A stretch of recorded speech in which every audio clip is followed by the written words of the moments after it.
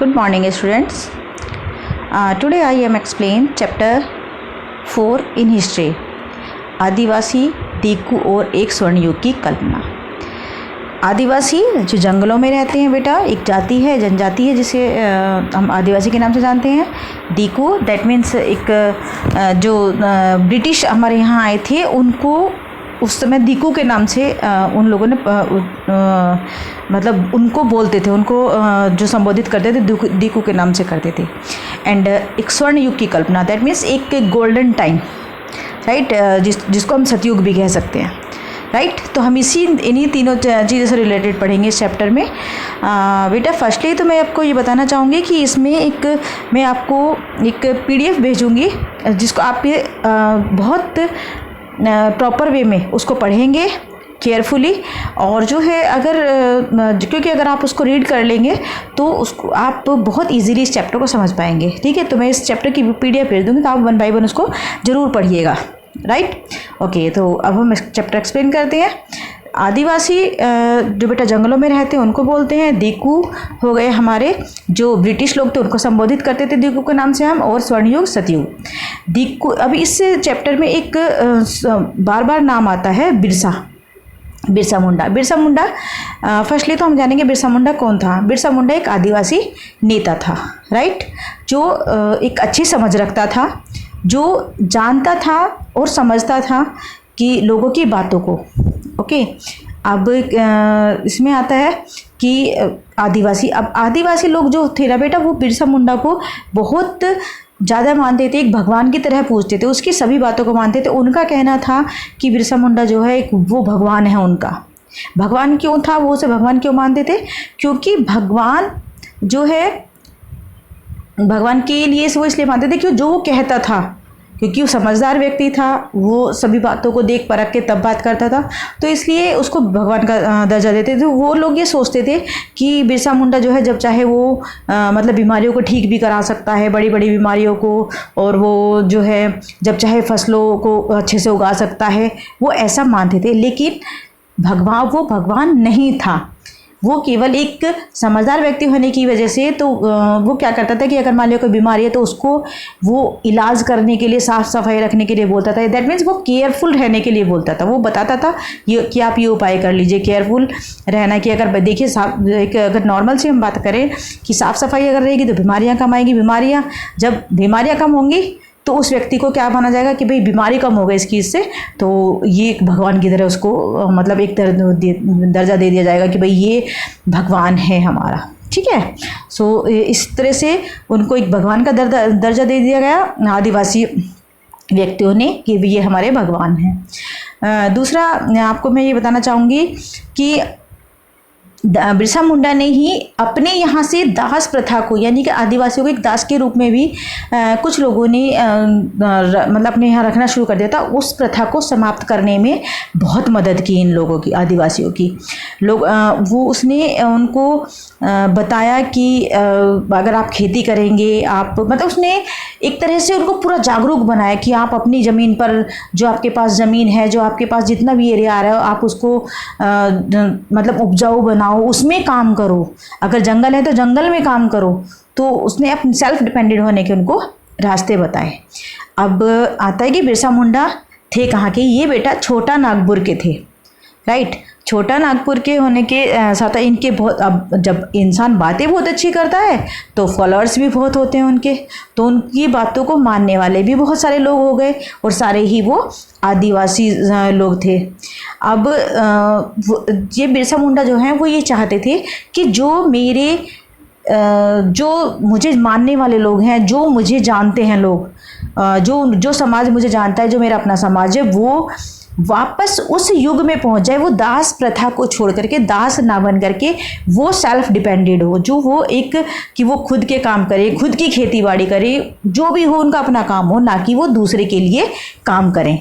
दूसरे के लिए काम करना बुरा नहीं है क्योंकि हमें पैसा मिलता है, लेकिन अगर वो दास के उसमें आ जाए कि मतलब एक बंधुआ मजदूर जिसे हम कह सकते हैं कि जो उसको बेचारे को कुछ सोचने समझने के लिए भी दूसरे के ऊपर डिपेंडेंट रहना पड़े, ऐसा वो नहीं चाहते थे कि ऐसा हो। वो बिल्कुल अपने जो वो थे आदिवासी समाज था उसको बिल्कुल मुक्त करना चाहते थे इस प्रथा से। एक अब लास्ट में इनके लिए आता है, इनके ज़्यादा क्या बोलूं इनके लिए, क्योंकि वीडियो भी मुझे ज़्यादा बड़ी नहीं बनानी है बेटा, तो बस मैं इतना कहूँगी कि फिर ये वहाँ से थे, छोटा नागपुर से थे, और ब्रिटिश समाज जो है, ब्रिटिश जो थे वो इनसे बहुत डरते थे, क्योंकि ब्रिटिश राज्य को हिलाने में इनका बहुत बड़ा हाथ था। इन्होंने आदिवासियों को जब अपने उस पर रहना, अपने सेल्फ डिपेंडेंट रहना इन्होंने उनको सिखाया, तो ब्रिटिश की जो साम्राज्य था उसमें मतलब दिक्कतें आई उन्हें अपना साम्राज्य स्थापित करने में। सन 1900 में इनकी मृत्यु हो गई, और जो है उसके बाद जो इन्होंने मूवमेंट चलाया था, जो इन्होंने ये कहा था कि दास प्रथा खत्म हो, सेल्फ डिपेंडेंट हो, ये सारी चीज़ें धीरे धीरे इनके बाद कम होती चली गई। चलिए तो अब आते हैं हम, ये तो हो गई इसमें जो मेन व्यक्ति है उसकी स्टोरी, ठीक है। अब इससे आपको हेल्प मिल जाएगी ये समझने में। अब आते हैं हम चैप्टर से रिलेटेड कि भाई चैप्टर कितना क्या कर रहा है, कितना बन रहा है। अब चैप्टर को फटाफट जल्दी जल्दी पढ़ लेते हैं बेटा, वीडियो बहुत लंबी हो जाएगी, वरना हम सेकंड पेज की तरफ चलते हैं। फर्स्ट पेज में तो ये है ही, सेकंड में हमारा हो गया कि जनजातीय समूह किस तरह से जीते थे। इसमें फर्स्ट आता है कि झूम की खेती करते थे, सेकंड कुछ शिकारी और संग्राहक थे, और थर्ड इसका पॉइंट है कि जो एक जगह रहकर खेती करते थे।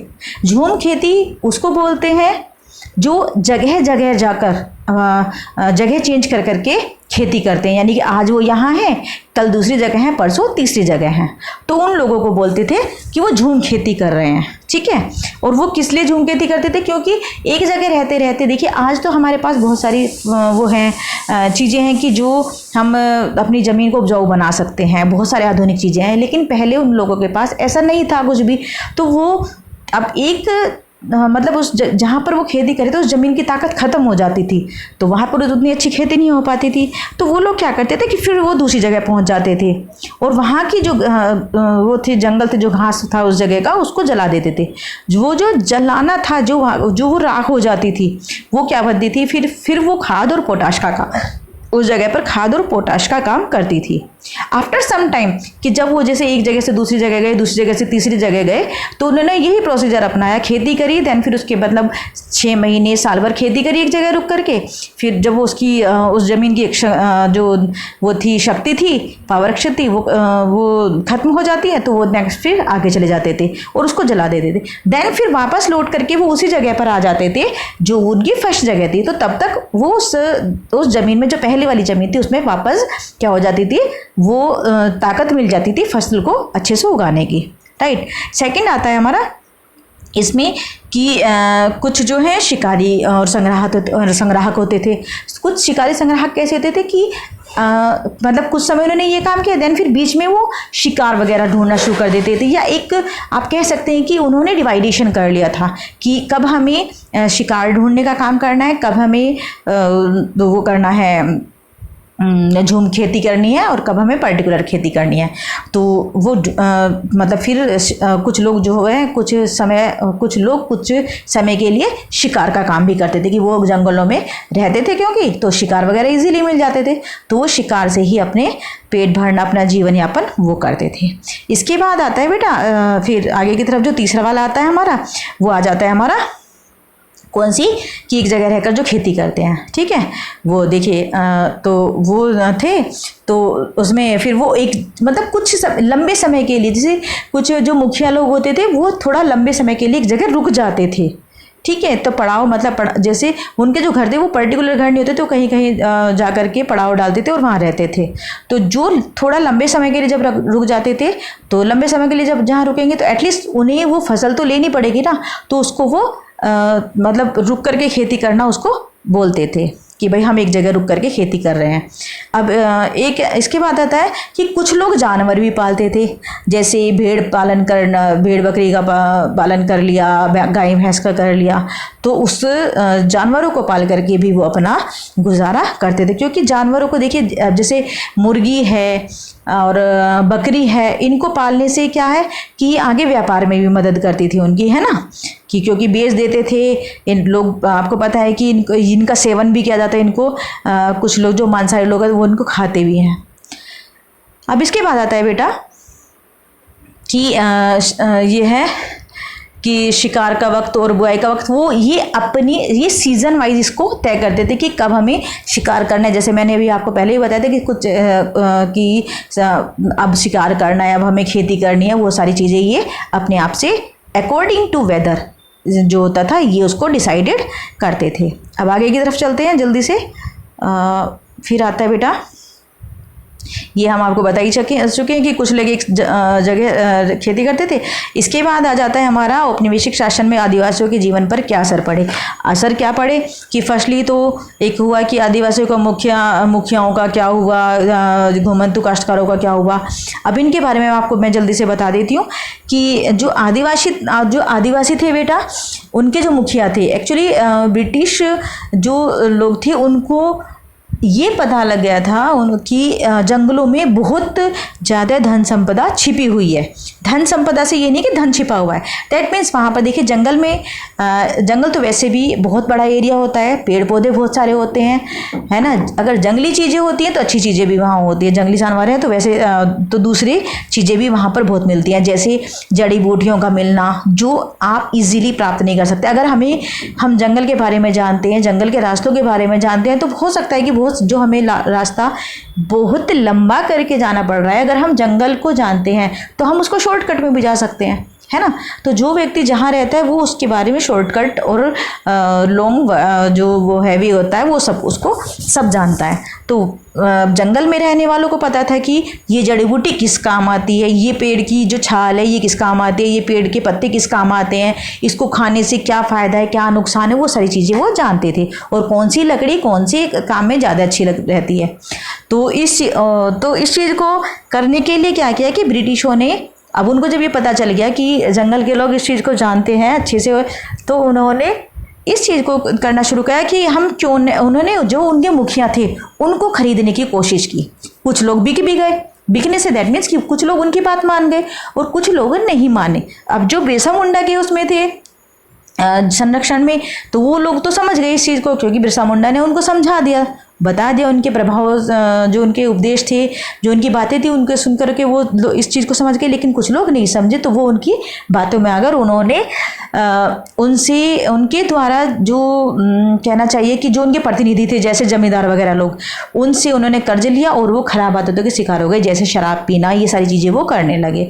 अब शराब पीने लगे तो कर्ज में भी डूबने लगे। अब कर्ज में डूबे तो वो मतलब, अब एक बात बताइए कि अगर उन्होंने उनसे लोन लिया तो लोन वो वापस नहीं वो वापस नहीं लौटा पाए, चुका पाए उसको, तो क्या होगा, ओबियसली कि कोई पैसा तो छोड़ेगा नहीं। तो वो उस के एवज में या उनको अपना दास बना लेते थे और उनसे वो काम कराते थे जो वो नहीं करना चाहिए, जैसे कि जड़ी बूटियों का लाना और बहुत सारी चीज़ों को जो बहुत कीमती थी उनको बहुत कम पैसों में उनसे ले लेना। दूसरा आया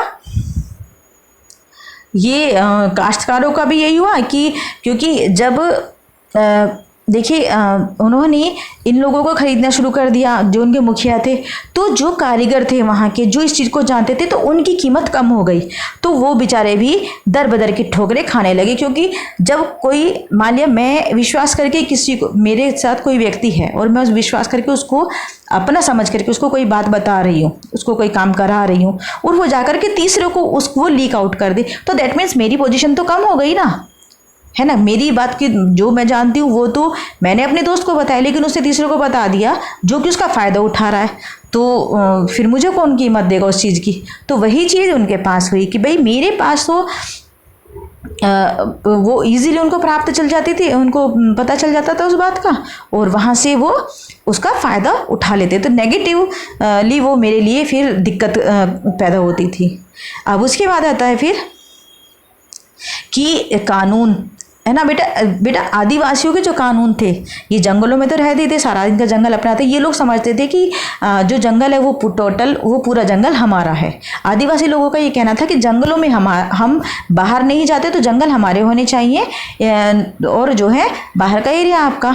लेकिन बेटा कुछ लोगों, जो ब्रिटिश थे या जो जमींदार लोग थे, उन लोगों ने जब अपने फ़ायदे के अकॉर्डिंग ये चीज़ करनी शुरू कर दी कि भाई जंगल जो है वो तो इनके हो गए कि जंगल कुछ जंगल हमारे होने चाहिए। उन लोगों ने इस चीज़ को करना शुरू कर दिया, मतलब एक पर्टिकुलर अंग्रेज़ों ने कहा, ब्रिटिश ने, कि इस जंगल को हम रिजर्व कर देते हैं कि इतने एरिया में ये रहेंगे, इतने एरिया में हमारा होगा। लेकिन आदिवासियों ने इस चीज़ को मना कर दिया, मानने से इनकार कर दिया। ठीक है बेटा।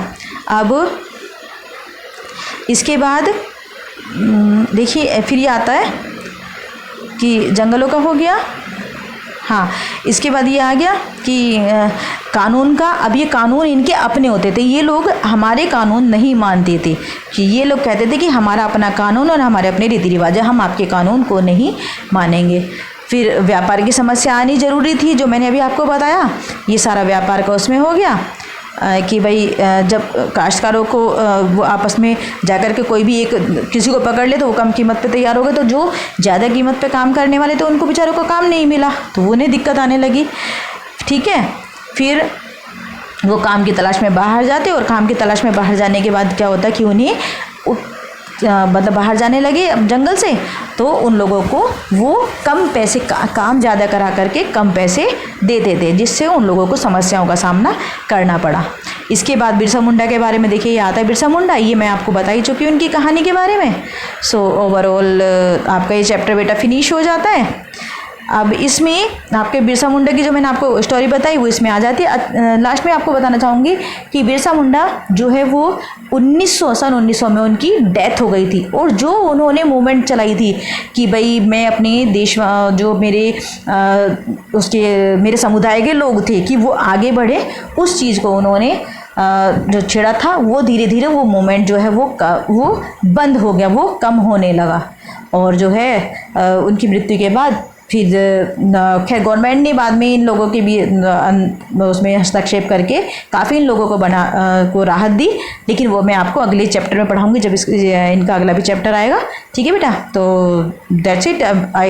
बस मैं फिर से आपको ये बात ज़रूर कहना चाहूँगी कि ये जो मैं PDF आप लोगों को भेजूँगी बेटा, ये आप ज़रूर रीड कीजिए। विदाउट रीड किए आपको कोई भी चैप्टर समझ में नहीं आएगा। और हमेशा जो हिस्ट्री है उसको तो आप स्टोरी के से अगर समझेंगे तो इजीली आपको समझ में आ जाएगी। ओके बेटा, ओके बाय।